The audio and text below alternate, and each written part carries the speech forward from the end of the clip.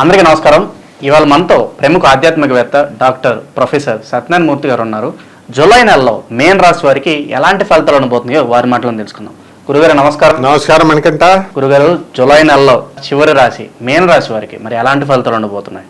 మీనరాశి వారికి బ్రహ్మాండంగా ఉంది. ఉద్యోగ విషయాల్లో ఏమీ ఢోకా లేదు. కానీ కొంతమందికి మాత్రం కొంచెం ఉద్యోగ భ్రంశాలు కనబడుతున్నాయి. ఉత్తరార్ధంలో ప్రథమార్థంలో వచ్చేసరికి బ్రహ్మాండంగా ఉద్యోగంలో ఏం ఢోకా లేదు. బంధుమిత్రులందరితో కలిసి హ్యాపీగా హనీమూన్లు, ఎక్స్కర్షన్లు వెళ్తారు, వినోద కార్యక్రమాల్లో పాల్గొంటారు, ఏం భయం లేదు. వృత్తి వ్యాపార ఉద్యోగ విషయాల్లో వచ్చేసరికి మంచి డబ్బులు బాగా వస్తూ ఉంటాయి. తర్వాత ప్రమోషన్స్ వస్తాయి. ఉన్న ఉద్యోగం అయితే పోదు, సెక్యూరిటీ, జాబ్ సెక్యూరిటీ ఉంది. ముఖ్యంగా ఈ పూర్వార్ధంలో ఏంటంటే ఉద్యోగాలు చేసుకోవడానికి, ఉద్యోగంలో ఎదుగుదలకి, ఆ తర్వాత దేనికి మనకి పనికిరాదు అంటే విదేశాలకు వెళ్ళడానికి కూడా పనికొస్తుంది బ్రహ్మాండంగా. ఈ రెండు తప్ప మిగతా దేనికి కూడా ఈ మేన రాశి వాళ్ళకి బాగాలేదు.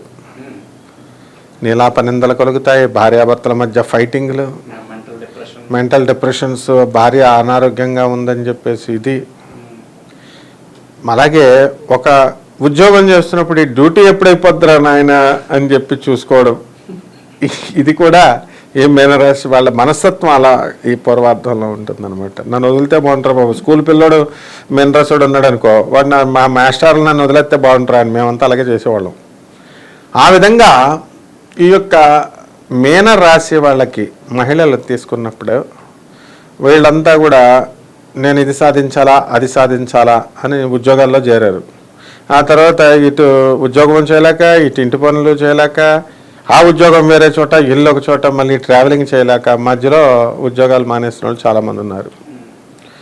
ఇక వీళ్ళకి ఎలాగైపోయిందంటే ఈ యొక్క గ్రహస్థితి ఏ విధంగా ఉంటుందంటే, ఈ రవి శుక్రులు మిథున రాశిలో సంచారము, తర్వాత గురుడేమో వృషభ రాశి సంచారము, ఈ కుజుడు కూడా వృషభ రాశిలోకి వచ్చేయడము, ఈ కేతువు మనకి చక్కగా సప్తమ స్థానగతుడు అవ్వడము, జన్మంలో రాహు, వీళ్ళు ఎవరిని నమ్మరనమాట. ప్రతిదీ కూడా వీళ్ళు అనుమానాస్పదంగామైనటువంటి బిహేవియర్ ఉంటుంది వీళ్ళకి. ఏ విషయాన్ని నమ్మరు, ఏ విషయం మీద ఏకాగ్రత పెట్టరు, పెళ్లి చేసుకుంటారు, కాపురం చేయరు. సన్యాసుల్లాగా అస్తమాన గానగాపురం వెళ్ళి ఆడ కూర్చుంటారనమాట.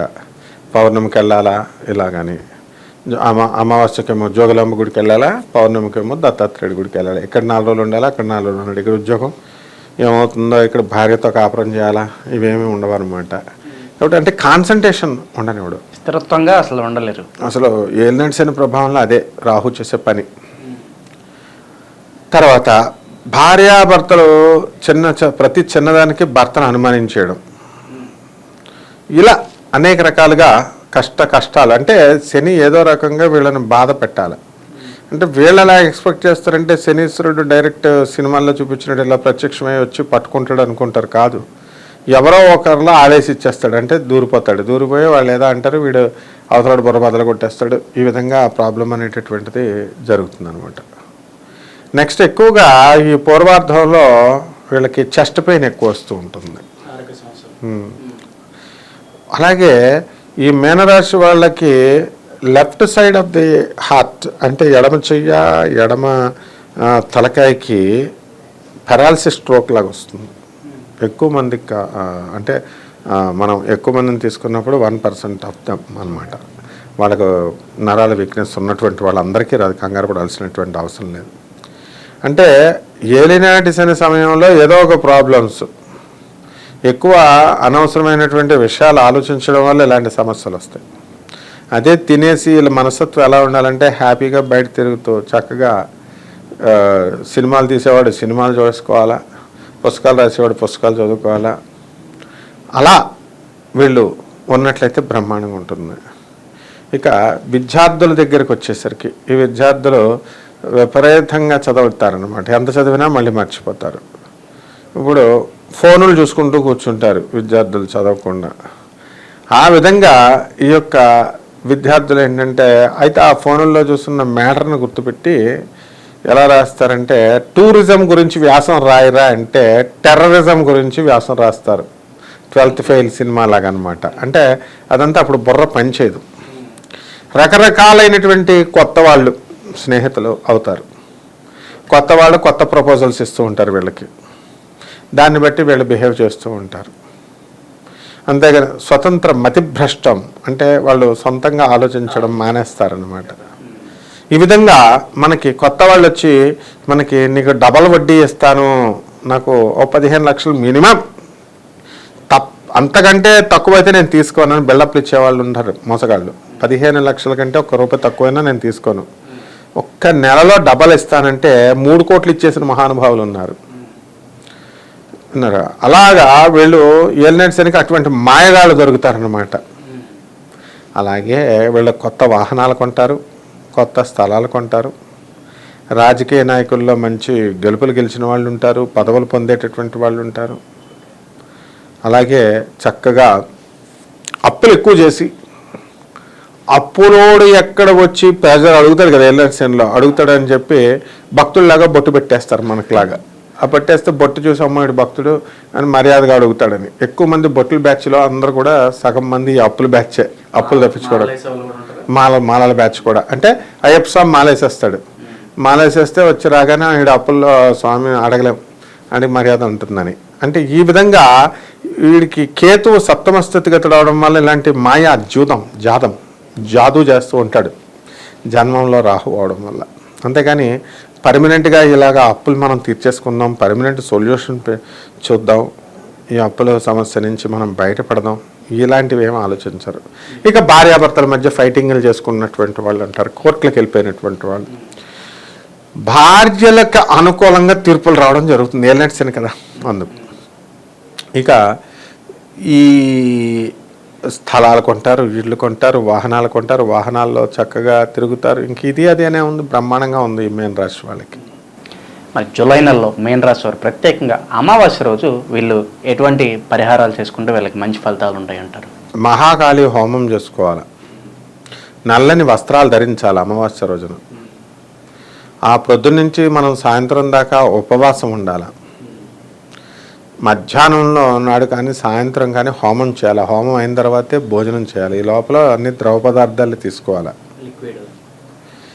తర్వాత ఆ యొక్క మహాకాళి మంత్రాన్ని జపించాలి. జపించి చక్కగా తర్వాత హోమం అయిపోయిన తర్వాత చుట్టాలకి ఎలాగో వాట్సాప్లో పెట్టుకోవాలి కదా స్టేటస్లలో, అందుకే ఎలాగో చుట్టాలను పిలుస్తాం మనం. ఆ చుట్టాలకి భోజనాలు పెట్టాలి. పేదవాళ్ళకు ఒక 2-3 పెడితే మంచిది. అలాగే మహాకాళి కాబట్టి చక్కగా మనం జమ్మి చెట్టు చుట్టూ ప్రదక్షిణలు చేస్తూ, జమ్మి చెట్టుకు నీళ్లు వేస్తూ, ఔదుంబర వృక్షం అంటే ఏంటంటే మేడి చెట్టు, దానికి కూడా నీళ్ళు వేస్తూ దాని చుట్టూ దిగంబర శ్రీపాదవల్లభ దిగంబర అనేటటువంటి మహామంత్రంతో జపించాలి. గణగాపురం వెళ్ళి దత్తాత్రేయ స్వామి వారి దర్శనం చేసుకుంటే బ్రహ్మాండంగా ఉంటుంది. జూలై నెలలో మీన రాశి వారికి మరి ద్వితీయార్థంలో వీళ్ళకి ఎలా ఉండబోతుంది? మనకి జూలై 15 నుంచి జూలై 31 వరకు. ద్వితీయార్థంలో జూలై నెలాఖరు వరకు బ్రహ్మాండంగా ఉంటుంది. సినిమాలకు వెళతారు, విందు వినోద కార్యక్రమాలకి, చుట్టాలు, తీర్థయాత్రలు వీళ్ళు. ఇక చేసే పని ఎలాగో చెయ్యాలి. ఉద్యోగం, ఎంప్లాయర్ ఉద్యోగిని తిట్టడం కాదు, వీడు ఓనర్ని తిడతాడు అనమాట. ఆ విధంగా అగ్రెసివ్ నేచర్గా ఈ యొక్క మీన రాశి వాళ్ళకి ఉంటుంది. అలాంటప్పుడు మరి ఉద్యోగం పోయే ప్రమాదం లేదా? ఉద్యోగం సెక్యూరిటీ ఉంటుందన్నమాట. వీళ్ళకి శని రక్షిస్తూ ఉంటాడు. తిడతారు కానీ వీళ్ళ ఉద్యోగం ఇంకా పోదు. అలాగని చెప్పి వీళ్ళు రెచ్చిపోయి తిట్టకూడదు. అంటే పని ఒత్తిడిలో పాపం వీళ్ళకి తప్పు లేకుండా వాళ్ళు వచ్చి అడుగుతుంటే విసుక్కుంటారనమాట. వీళ్ళు పని కరెక్ట్గా చేస్తారు. వీళ్ళు ఏలినట్స్ అని ప్రభావమైన ఏలినట్స్ అనిలో ఏమవుతుందంటే జాప్యం, ప్రతి పని ఆలస్యంగా చేయడం, ఆలోచన విధానమే భ్రష్టు పట్టిపోతుంది అనమాట. మనం చేద్దాంలే, రేపు చూద్దాంలే అనేటటువంటి సంకల్పంతో వీళ్ళంతా కూడా ఉంటారు. అలాగే విద్యార్థులు అనేక రకమైనటువంటి పోటీ పరీక్షలు అవన్నీ రాస్తారు. అవన్నీ కూడా సక్సెస్ఫుల్గా వీళ్ళు పాస్ అయిపోతారు. ప్రభుత్వ ఉద్యోగాలు స్వాధీనం చేసుకుంటారు. అలాగే ఈ సాఫ్ట్వేర్ రంగంలో పనిచేసేటటువంటి వాళ్ళు ఉంటారు. వాళ్ళందరికీ కూడా కొత్తగా ఉద్యోగాల కోసం ట్రై చేస్తున్నటువంటి వాళ్ళకి క్యాంపస్ ఇంటర్వ్యూ దీనికి ఈ మాయా ప్రలోభంలో స్టూడెంట్స్ పడిపోతారు. అందరూ సిఎస్సిఏ చేరండి అని చెప్పి ఇంజనీరింగ్ కాలేజీలన్నీ ప్రలోభ పెడతాయి. క్యాంపస్ ఇంటర్వ్యూయే అవసరం లేదు, మనకి టాలెంట్ ఉంటే మనకి ఎప్పుడైనా జాబ్ వస్తుంది అనేటటువంటి ఇంగిత జ్ఞానం మర్చిపోతారు విద్యార్థులు. పేరెంట్స్ ముందు ముఖ్యంగా వీళ్ళందరినీ కూడా చెడగొడతారు. కాబట్టి ఉద్యోగం అనేది నీ టాలెంట్ని చూపించుకోవడం కోసం నువ్వు 10 మందిలోకి వెళ్ళి నేను విజయం సాధించి తెచ్చుకోవాలనుకోవాలి. కానీ నీ కాళ్ళ దగ్గరికి వచ్చి ఉద్యోగం ఇస్తే ఆ ఉద్యోగంలో థ్రిల్ ఎలా తెలుస్తుంది? కాబట్టి ఈ తల్లిదండ్రులు ఇచ్చినటువంటి ఈ దొంగ భరోసా వల్ల పాపం స్టూడెంట్స్ వాళ్ళ మతి భ్రష్టత్వం వస్తుంది. ఆ మిగతా భ్రష్టత్వం ఫ్రెండ్స్ చేస్తారు, రే అందులో చేరరా అని, ప్రైవేట్ కాలేజీల్లో చేరంట, సిఎస్సిలోనే చేరండి అని. ఆ విధంగా లక్షల డొనేషన్లు కట్టేస్తారు. ఏలినట్స్ని ప్రభావం జరుగుతుంది కాబట్టి మెడ్రాస్లో మరి సత్యభామ యూనివర్సిటీ లాంటి రకరకాల యూనివర్సిటీలోకి చేరినటువంటి పిల్లలు చాలామంది ఇప్పటికీ బ్యాక్లాగ్స్లో ఉండిపోవడం జరిగింది. ఇంజనీరింగ్ కాలేజీల్లో బ్యాక్లాగ్స్ కామన్, కానీ బయటకు వచ్చారు పూర్తి చేసుకోవాలి. అలాగే మందు డ్రగ్స్ ఇవన్నీ కూడా చాలా బయట కాలేజీల్లో చాలామంది ఎడిక్ట్ అయిపోయి తమ జీవితాలు నాశనం చేసేసుకున్నారు. ఇదంతా కూడా ఏలినడిసిన సమయంలో జరుగుతుంది. కాబట్టి ఈ విధంగా జరగకుండా ఈ యొక్క మీనరాశి వాళ్ళు ద్వితీయార్థంలో చూసుకోవాల్సిన బాధ్యత వాళ్ళపైన ఉంది, వాళ్ళ తల్లిదండ్రులపైన ఉంది. ఈ విధంగా ఈ రాజకీయ నాయకులు వచ్చేసరికి ఏలినడిసిన జరుగుతుంది కాబట్టి పెద్ద పదవులు కొట్టుకుపోవడానికి అవకాశాలు ఉంటాయి, ఏం పర్వాలేదు. అలాగే ఈ యొక్క ఏలినాటి సమయంలో ఏంటంటే నోరు అదుపులో పెట్టుకోకుండా కొంచెం అవతల వాళ్ళని తిట్టడం, మరీ ఎక్కువగా అసభ్యకరంగా తిట్టడం వల్ల పదవులు చాలామంది మీనరాశి వాళ్ళు కోల్పోవడం జరుగుతుంది. వాళ్ళకి ఏదో ఒక విధమైనటువంటి దాన్ని ఏమంటారు భరోసా, ఒక ఇది అనేటటువంటిది అవతల వాళ్ళు ఇవ్వడం వల్ల కాస్త ధైర్యంగా ముందుకొని వెళ్తారు. ఎక్స్పోర్ట్స్ ఇంపోర్ట్స్ బిజినెస్లు బాగుంటాయి. ఈ విధంగా ఈ యొక్క ద్వితీయార్థంలో చక్కగా వీళ్ళు కష్టాలు అనుభవిస్తూ అవి కష్టాలు అని చూసుకోకుండా ఆడపిల్లలతో శుభ్రంగా కబుర్లు చెప్పుకుంటూ కూర్చొని టైంపాస్ చేసుకుంటారు. లాస్ట్కి ఎగ్జామ్స్లో దెబ్బతింటారనమాట. రైతులు బ్రహ్మాండమైనటువంటి పంటను పండిస్తారు. మంచిగా పంటలేమి కూడా లాస్ చేయవు. ఆర్మీ వాళ్ళు ఉన్నారు, వాళ్ళకి లాంగ్ లీవులు కావాలి. లాంగ్ లీవులు దొరుకుతాయి. వాళ్ళు ఇళ్ళకి వచ్చి చక్కగా వాళ్ళ భార్యాభర్తలతో బిడ్డలతో వాళ్ళు సినిమా రంగంలో ఉన్న వాళ్ళకి ఎలా ఉండబోతుంది? సినిమా రంగంలో ఉన్నటువంటి వాళ్ళకి బ్రహ్మాండంగా హీరోలు మంచి పేరు ప్రతిష్టలు తెచ్చుకుంటారు. హీరోయిన్లు మంచి పారితోషికాలు ఇవన్నీ కూడా లాగేస్తారు. అండ్ ప్రొడక్షన్ యూనిట్ తర్వాత ఈ యొక్క మిగతా టెక్నీషియన్స్ వీళ్ళందరూ కూడా పరిస్థితి బాగానే ఉంటుంది. అండ్ సినీ సంగీత సాహిత్య రంగాల్లో ఉన్నటువంటి వాళ్ళందరికీ కూడా వాళ్ళకి పరిస్థితి అద్భుతంగా ఉంటుందన్నమాట. వాళ్ళకి గుర్తింపు ఉంటుంది.